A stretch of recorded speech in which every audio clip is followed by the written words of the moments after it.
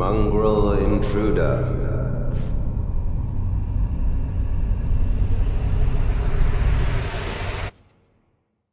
That tarnished, it seemeth.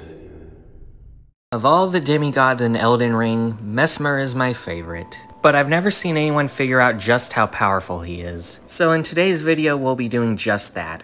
But first, who exactly is Messmer in Elden Ring? Messmer is the secret child of Queen Marika, hidden away in the Land of Shadow. And even though it's never stated in lore or in the game, Radagon is most likely his father, due to him having red hair, his OST having Radagon's theme in it, and a lot of other clues. Messmer's sole purpose in life was to enact a genocide for Queen Marika, killing every single horn sent within the Land of Shadow. And he did this with extreme efficiency. Though he did enact this genocide, he doesn't really seem to care about it at all. He's more indifferent to everything than hateful. He's literally just doing what his mother told him to do. Messmer would also be the face of Marika's genocide, having all of the hatred redirected towards him, though that didn't really work because the Hornsent knew exactly who sent him. So they just hated Messmer and Marika. When Messmer was still an infant, Marika plucked his eyes out and sealed the base serpent in his head, using a scar seal. Despite all of this, Messmer seemed to be Marika's favorite child, at least until Godwyn was born. And she even made physics to heal him and/or try to cure him. Despite all of this though, she abandoned Messmer and sealed him away within the Land of Shadow. Messmer still followed his mother's orders, but deep down he knew that they had been abandoned, as did everyone in the Land of Shadow. And this truth was only cemented when everyone in the Land of Shadow felt the Elden Ring break. Marika had abandoned them all. But not Messmer.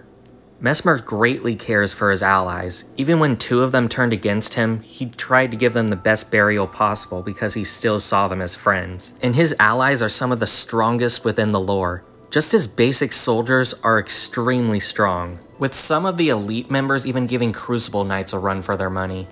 Then he has the Fire Knights, his most elite members, who wield Messmer's flame and are his most trusted friends. So much so that they probably know of the Base Serpent, a secret kept from all by Marika. And then his strongest allies, Gaius and Rellana. Gaius could potentially rival Radahn at one point in his life, and Rellana is Renala's twin sister, and she's potentially more powerful. Needless to say that Messmer has the most powerful army within the lands between, with even his furnace golems he commands being city level at minimum. And the same could apply to someone like Rellana, who is rumored to have destroyed Morth. And with each and every single one of his own foot soldiers wielding Messmer's flame, it makes them stupidly overpowered. Then there's also the fact that every single one of his foot soldiers are empowered by Scadutree blessings and their own sorrow. Yes, the sorrow that his foot soldiers feel makes them stronger, and that's still not the only thing empowering them. The Crusader insignia says that the more enemies that they felled, the stronger they got. And these are still Messmer's basic soldiers. Black Knights could wield the power of the Crucible aspects. Meanwhile, the Fire Knights were extremely proficient with Messmer's flame, so much so that they developed spells that could burn down entire villages, or one of them even learned that Messmer's flame could bring corpses back to life. And Messmer still had more going for his army, like Crucible-touched animals, or perfumers that were giving everyone on the battlefield buffs like overshields. And I still haven't gone over the Furnace Golems, which not only had Messmer's flame in them, which could burn body and soul, just them jumping could create a shockwave of flames that is probably city block level to town level at minimum. Then they could also summon a hellstorm of homing flames, or just shoot out a vortex of flames that went several hundred meters in one direction. But that should be enough for his army, so let's just get into what Messmer himself can actually do. And he's more powerful than all of these things. First and foremost, being a child of Queen Marika means that Messmer is a demigod, and even as far back as pre-DLC, promotional material and Miyazaki himself said that Messmer stood on equal footing with the other demigods. Meaning at bare minimum, Messmer's strength should be comparable to someone like maybe Rykard. But maybe even that is too low, because remember who his parents are? We know that Marika is his mother, but if Radagon is his father, that would mean that Messmer is an Empyrean. Post-DLC, the title of Empyrean doesn't mean much since it is just confirmed that it's the Fingers bullshitting now. But Messmer has a ton of traits associated with Empyreans. He has one eye, he has a butterfly associated with him, that being the black prey fly. He has what could only be considered an outer entity associated with him, or sealed in him. He's a cursed child just like Mikola and Melania and possibly Melina. And he's the child of a single god, that being Marika and Radagon, who are the same person. And from Melania's remembrance, we know that being born of a single god basically guarantees an Empyrean. So while it's never confirmed in lore that he's an Empyrean, we can deduce it fairly easily. And if he is an Empyrean, that would easily put him on Melania and Radagon's level, which isn't surprising in the slightest. But there's something even more impressive about Messmer being on their level. Messmer doesn't have a great rune. That's right, Messmer is on equal footing with the other demigods who have great runes without having his own. And that's before his base form is unleashed. Well, not his base form, but his base form. You get it, shut up. When Messmer destroys the seal that is keeping the Abyssal Serpent at bay, his flame begins to show its true power and the Abyssal Serpent comes to aid him. See, up until this point, the Abyssal/Base Serpent, whichever name you want to call it, had been eating away at Messmer's flame, keeping it in check. Now Messmer's flame will be at its full power and he has an additional ally to help him. See, the Base Serpent and Messmer are now one and the same, but at the same time they're different entities. Also proven by how both have different status buildups. For example, you could proc Scarlet Rot on Messmer, but then also proc it on the Base Serpent, and it'll affect both of them. This is another strength of Messmer though. See, when you're fighting Messmer, it's not a 1-on-1 or a 2-on-1. You're fighting a 4-on-1. Messmer has himself, and the two winged serpents who also inhabit his body, keeping the Abyssal Serpent in check further, and are his trusted friends. I call them Sinistral and Dextral because they wrap around him and the names sound cool and they're on his left and right side. They don't have names. Also, if you hadn't noticed, they're how Messmer sees. Messmer doesn't have eyes. Then on top of that, you have the Base Serpent in Phase 2 helping him, and also being able to summon more snakes, possibly monstrous forms of Sinistral and Dextral. And though it's never confirmed, the Abyssal Serpent might be an outer god, especially due to how much Marika fears it. It's likely though that after the Base Serpent is released, Messmer may die afterwards, due to his victory dialogue being, "Embrace thine oblivion, as shall I," possibly implying he's going to die after he wins. But with all of that out of the way, let's see if we can figure out just how strong Messmer is. While just in his base form, not his base form, but his base form, shut up, Messmer could easily solo Dancing Lions, which themselves can summon storms that affect probably the entirety of the Land of Shadow. And by solo them, I mean he's not even doing more than lifting his hand to take them out.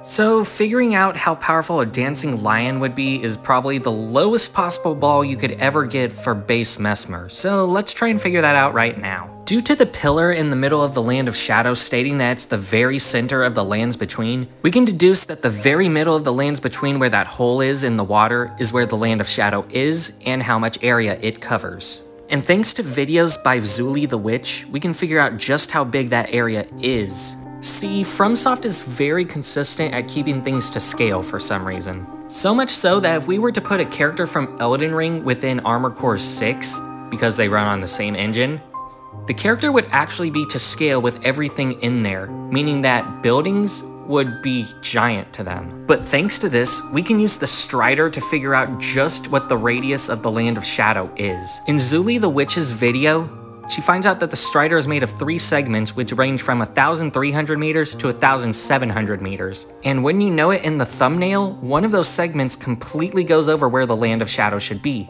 That being one of the larger ones and thus should be 1,700 meters. But we could add an extra 100 or 2 meters just to be safe. So by that logic, the Land of Shadow must have a diameter of 1,800 meters, which if we assume that the Dancing Lion's storms that they summon cover this entire area, means they could summon a storm of 1,800 meters in diameter, or 900 meters radius. If we assume that the Land of Shadow is a symmetrical truncated cone, we can find the surface area that this storm would cover. The reason we're using this shape is because it most closely mimics how the Land of Shadow looks, and I am not figuring out every single individual shoreline or different elevation in the Land of Shadow. If you're able to do so, feel free to, but until then this shape is the best we got. Thanks to us knowing the diameter of the Land of Shadow, we already know the bigger radius for the truncated cone. It's just half of the diameter, 900. So for the top radius, let's be safe and say that the top of the Land of Shadow is 200 meters away from the bottom of the cliffs. This would mean that the smaller radius should be 800 meters, while the diameter is 1600 meters. Now, to figure out the surface area of this place, we need to figure out what the slant of the truncated cone is. To do that, we have to find the height of the cliffs in the Land of Shadow.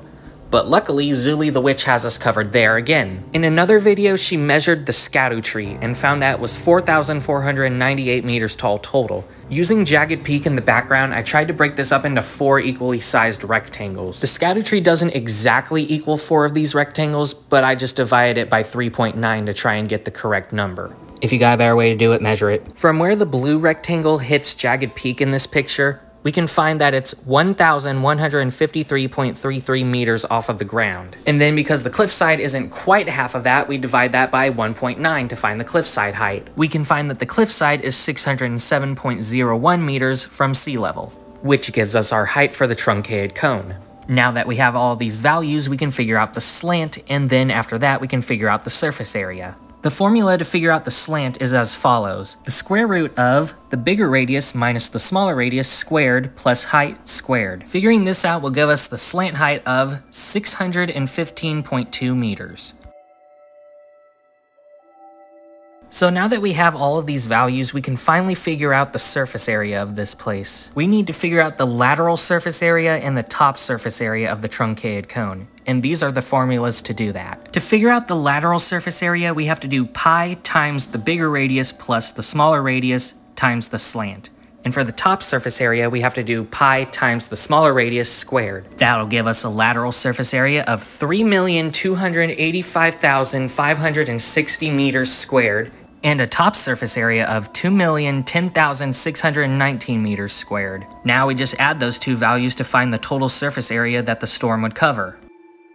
And we find that the Realm of Shadow has a total surface area of 5,296,179 square meters, or about 5 kilometers, roughly the size of central Manhattan. But we're still not done, as we need to figure out how much energy it would take to generate a storm of that size. Using this formula that I stole from Death Battle when they were calculating a storm, we can figure out just how much energy the Divine Lion is producing to generate the storm. And luckily for us, we can use those exact same numbers in this example by just replacing the surface area value. But for the sake of clarity, the 8,000 in this is the thickness of the clouds, the 1.003 is the liquid concentration of the clouds, and 4,000 is the height of the clouds. So now we just plug in the surface area that we got, and we can figure out that the Divine Lion is generating a storm worth 169,986,161,184,000 joules of force. And because people like to see how much TNT that's worth, it's worth 40.627 kilotons of TNT. Which means just by lifting his hand, Messmer is easily town level. And on a side note, that tells us just how powerful each individual dancing lion is. But if you remember, this is the bare minimum of Messmer's scaling. How high can we possibly get him? Upscaling from there, Messmer could easily ensuade the entire city of Belurot in his flame, meaning that he could easily reach city level too. Granted, you could argue that his furnace golems help do this, but it's also his flame, so whatever. What's the highest we can possibly scale him? Let's just skip to that. Bypassing that we could easily scale him to someone like Melania, Messmer's kindling is capable of burning the ceiling tree. And it's the only thing that can do this. And Messmer, much like his younger sister Melina, bore a vision of fire, and only those who bore a vision of fire can burn the Erd tree. Yes, what I am claiming is that Messmer should be capable of burning the Erd tree with his own flame, which would put his flame on par with the giant's fell flame. And the Erd tree itself is an extension of the Elden Ring, even changing its appearance depending on how you alter it in your endings. Depending on your interpretation of the lore in Elden Ring, this could potentially mean that Messmer has universal scale powers. And before you argue that he would need a flame to act as kindling for, much like the giant's fell flame does for Melina, it doesn't seem to be the same for him, just his kindling is enough to burn the ceiling tree. This scaling doesn't even seem that far-fetched if you think about it. He's basically an Empyrean, he has a stupidly powerful flame that can burn soul and body, and he has what can only be described as an outer entity sealed within him. Add on to that Marika is apparently afraid of him according to his remembrance, and it kinda makes sense. Let's say that you don't buy that though because it's just way too high of a scale. What's the lowest we could get him with that then? Still scaling him with the Giants could apparently cause natural disasters with their roars, which could probably get him to mountain level based just off of that. But with that out of the way, let's see if we can determine how fast Messmer is. We're already aware that Messmer can destroy dancing lions, who can create shockwaves and catch lightning, which potentially makes them lightning timers. Scaling Messmer to them would mean that he has a reaction speed of at minimum 343 meters per second, the minimum speed to create a shockwave, or 7,000 meters, or even the highest ball of 12,000 meters per second, the speed of cloud-to-ground lightning. Makes sense for his reaction speed, but what about his attacking speed? Messmer's fastest attack is his Spear Barrage nuke. It starts up in 2 frames, and every single one of his stabs only takes about 2 frames to happen. It has 58 frames in total. Elden Ring runs at 60 frames per second, meaning that each frame should take 16.67 milliseconds, or 0.01666 seconds. This means that Messmer can stab twice in 0.033 seconds, or 33 milliseconds. But it's possible to more accurately measure how fast that attack should be. First, we'll need to know the length of Messmer's spear because we need to know how far it travels when he's stabbing it. It's roughly 5 meters in length, but because he holds it near the top, we'll say that it's only about 2 meters where he's stabbing it. But because there's fire on the outside when he stabs it, we'll be generous and say that it's 3 meters. So now we just take the numbers that we got and put it into our velocity calculator. And if you're confused about the triangle is delta. Delta means change. So in the case of velocity, the displacement would be 3 meters, and change over time would be 0.033 seconds. That'll give us a velocity of 90.9091 meters per second, and now we can use that to determine the acceleration. Similar to velocity, acceleration we just have to take the change in velocity and divide it by the change over time. So 90.9091 divided by 0.33. That gives us an acceleration of 2,755 meters per second squared. So now we know how fast Messmer is, but you know what? We haven't even really gone over his weapons or his other powers. Messmer's spear is a Smith script weapon, which means that it's been reinforced with divine arts that make it so when he throws the weapon, it teleports back to him. But Messmer's is different than other Smith script weapons even. After he throws it, it leaves a pool of fire behind. It's also imbued with his flame, which makes it even more powerful, and is possibly why it's misshapen the way it is. In his base serpent form, Messmer is capable of turning into some black goo that then turns into the base serpent, and he apparently can teleport using this as well. This black goo he also uses as an AoE to attack you in his phase 3 when he's using his Serpent Barrage attack. Also while in his base serpent form, Messmer is capable of calling several other serpents to his aid, as mentioned before in the Serpent Barrage attack. They could be monstrous versions of Sinistral and Dextral, but it also might just be more snakes that are living in his head. Who knows, base serpent is weird. Messmer's flame is probably the most interesting flame in the lore because of all the weird stuff it can do. Messmer is capable of sending out fireballs that home in on enemies and track them and even go towards specific targets, as if they have a mind of their own. The description of the embers of Messmer and the fire coils also add to this idea that Messmer's flame has a mind of its own. Not to mention that from the Hefty Firepot's description, which uses embers of Messmer and furnace visages as the main ingredients, Messmer's fire is capable of burning body and soul, which would put it on par with Madness Flame, which is capable of melting souls and bodies, and maybe even Destined Death, which is capable of killing body and soul. Even more strange, Messmer's flame is capable of reviving the dead just without souls, as the Elder Wego learned. And as we previously went over, his flame is capable of burning the Sealing Tree, and because he bore a vision of fire, he should also be capable of burning the Erd Tree. All of this put together means that Messmer's flame should be among the strongest things within the verse. And remember, it could do most of this stuff while still being weakened by the base serpent. This tracks with in-game stats as well, because Messmer's Orb, the strongest move that he has, takes 60 faith to use, among the top 3 highest requirements of faith in the game. So with all of that out of the way, let's review. How strong is Messmer? For the enemies he can face, he can easily take on town level enemies by just raising his hand, and he commands armies that, powered by his flame, can easily reach city level. Scaling him to the fire giants, he can easily have a mountain level argument. Because he could scale to someone like Malenia or Radahn, he could easily have a continent-level argument. And finally, depending on your interpretation of the lore and his implied ability to be able to burn the Erd Tree, he could have a planetary to universal argument, depending on how far you think the Elden Ring reaches. It does govern reality, after all. For speed, Messmer can range anywhere between 343 meters per second due to facing enemies who can create shockwaves, to having an attacking speed of 2,755 meters per second. But his reaction time could be even greater due to facing lightning timers, ranging anywhere between 7,000 meters per second to 120,000 meters per second. In terms of hacks, Messmer's Flame has a lot going for it, being able to revive soulless corpses and just burn anything, pretty much. And even while split up amongst all of his soldiers and even his greater allies like Rellana, it loses no power. Messmer's Flame is capable of homing in on enemies on its own, as if it has a mind of its own. Messmer's Spear is a Smith's script weapon, which means he can throw it and it'll teleport back to him, and he's also capable of plunging it into the ground and making several dozen copies of it appear straight upwards out of the ground. When fighting Messmer, it is not a 1-on-1, it's either a 3-on-1 to a 4-on-1.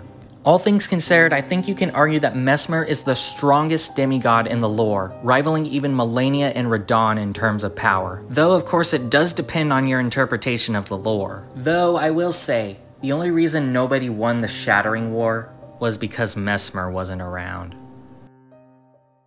Thanks for watching, and make sure you like the video so more people can see it.